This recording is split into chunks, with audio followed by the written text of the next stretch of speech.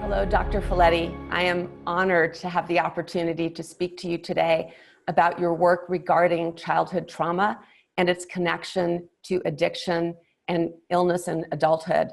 And I would like to start by asking you to give a brief summary of the Adverse Childhood Experiences Study, otherwise known as the A.C.E. study, and why its findings are so important in addiction treatment today. Well, the A.C.E. study really began by some counterintuitive findings that we made in a major obesity program that we were running here. The technique we were using for weight loss enabled us to take a person's weight down non-surgically, approximately 300 pounds in 1 year. And we, of course, assumed, isn't that wonderful? We've got this problem licked. And then some memorable patients in the middle 80s had things happen that convinced us that we had really missed the boat, that in fact obesity was not their problem. Obesity was an unconscious attempt to solve problems from years prior, because obesity offered certain advantages. I mean, get serious.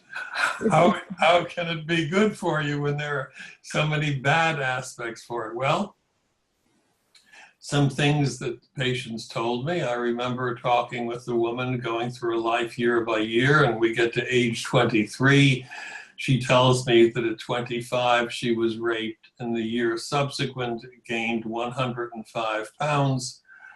She looks down at the carpet and mutters, "Overweight is overlooked, and that's the way I need to be."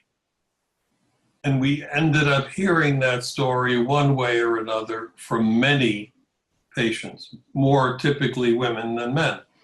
Around the same time, we had two men in the program whose weight we reduced 100 and 150 pounds. They both worked as guards at the state penitentiary downtown.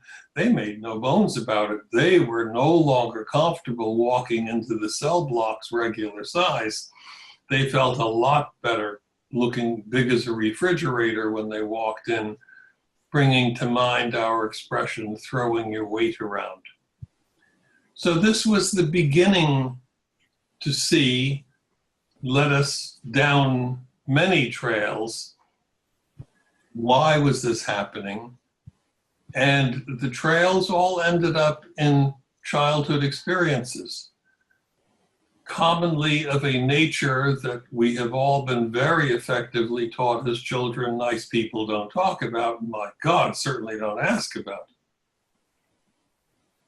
The issue of childhood sexual abuse turns out to be remarkably common.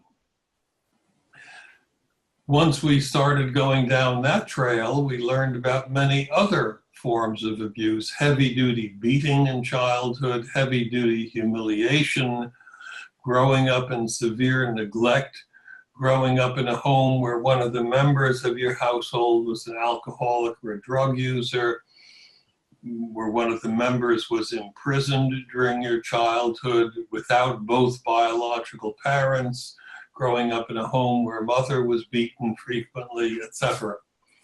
And ultimately, the question came up, do these things exist in a general population, or was this just some aberrant group that I had managed to put together that it was true for?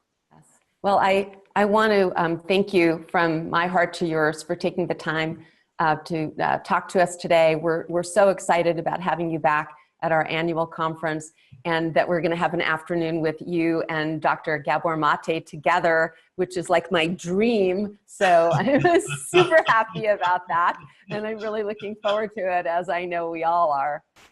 Well, see you up there then. Excellent. Thank you very much, Dr. Felitti. Nice talking with you. You too.